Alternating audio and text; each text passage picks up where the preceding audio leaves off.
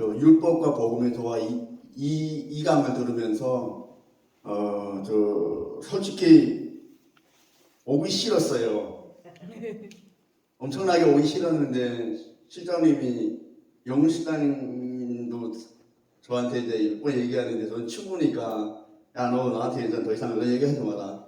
그게 이제 어려워서 얘기를 못하고 이제 하루권 실장님이 일하는데 전화 와갖고 제가 일할 때 전화 오는 거 제일 싫어하거든요.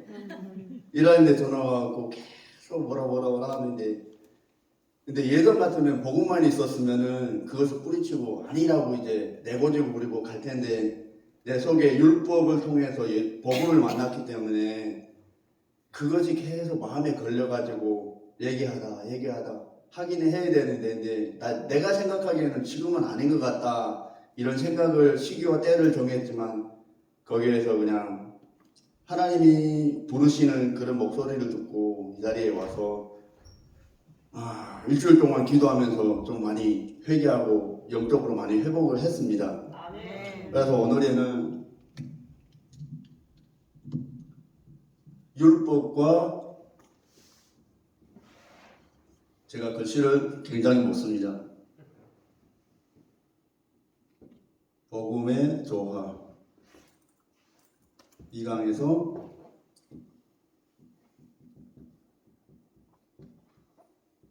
그러면 율법과 복음의 조화에서 율법은 우리에게 어떤 용도로 주셨느냐? 여태까지 목사님 말씀의 중에 보면은 율법의 기능에 대해서 계속 말씀하고 있거든요. 근데 제가 기도를 하면서 율법과 복음의 조화를 이루어야 신앙생활 잘할 수 있다. 넘어지지 않는다. 그 말씀대로 살 수 있다. 천국까지 갈 수 있다. 그런 말씀을 하시는데 저는 나름대로 저희 개인적으로 기도를 하면서 율법과 복음의 조화가 이루어지는 것이 무엇이냐 하나님께 계속 구하고 내게 이루어진 것이 무엇이냐 그것을 묻고 있거든요. 지금도 오늘도 기도하면서 그걸 생각하면서 근데 어떤 사람은 율법이 무엇이냐 복음이 무엇이냐 이 개념 자체를 잘 모르시는 분들이 계세요.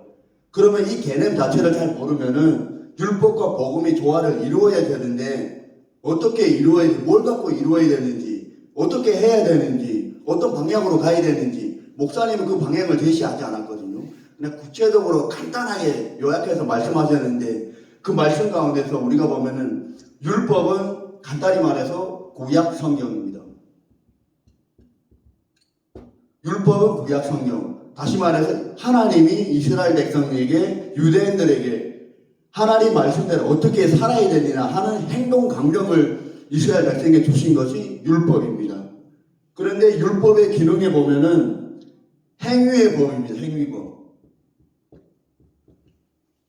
행위의 법이 무엇이냐?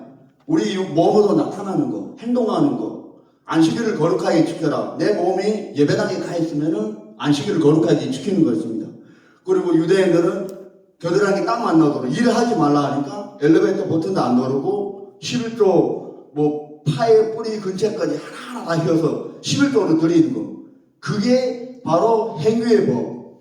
근데 하나님이 율법을 주신 목적이 죄를 깨닫게 하고 그 죄를 깨달음으로 인해서 복음을 만나게 하는 그런 법으로 두셨는데 유대인들은 이 율법을 오해하고 율법을 지킴으로 하나님이 지키라고 주셨잖아요. 지켜야만 생명에 이른다고 했는데 율법을 지킴으로 인해서 내 의가 드러나는 그런 바리새인과 같은 오늘날도 우리가 신앙생활 하다 보면은 그런 상황에 부딪히는 경우가 조금 많습니다. 우리가 여기에 매일 아침 매일 저녁 12시까지 기도하지 않습니까? 근데 과연 그 기도가 율법을 통해서 하나님을 만나는 기도가 됩니까? 그런 사람이 되는 사람, 매일 그렇게 되는 사람 있으세요? 한번 손 들어보세요. 있습니까? 없어요? 믿음 사람이 안 되세요? 근데 이게가 쉽지가 않거든요. 왜 안 되느냐? 우리는 육신에 속해 있기 때문입니다. 육신. 그러면은 로마서 7장에 보면은 나는 사도 바울이 바로 나는 육신에 속해서 죄에 팔렸도다. 그럼 이 육신은 무엇이냐? 죄. 우리가 다 육신을 갖고 있기 때문에 죄에 팔렸기 때문에 죄를 붙들고 하나님 앞에 나아가는 자체가 불가능하다는 것입니다. 그래서 어떻게 해야 되느냐? 율법을 통해서 나는 할 수 없었기 때문에 예수님의 피의 그 공로를 힘을 입어서 기도를 할 때 율법과 복음의 조화가 이루어지는 것이 기도가 회복되고 기도 가운데 하나님을 만나고 기도 가운데 회개함으로 성령 충만함을 만나는 것이 율법과 복음의 조화가 이루어지는 우리 일상생활의 한 가지만 말하면 기도 생활이 그렇게 이루어지는 것입니다. 그러면은 복음은 무엇이냐? 복음의 개념을 정확히 알아야 됩니다. 복음이 무엇이에요? 복음. 민동 사장님, 복음 무엇이에요? 복음.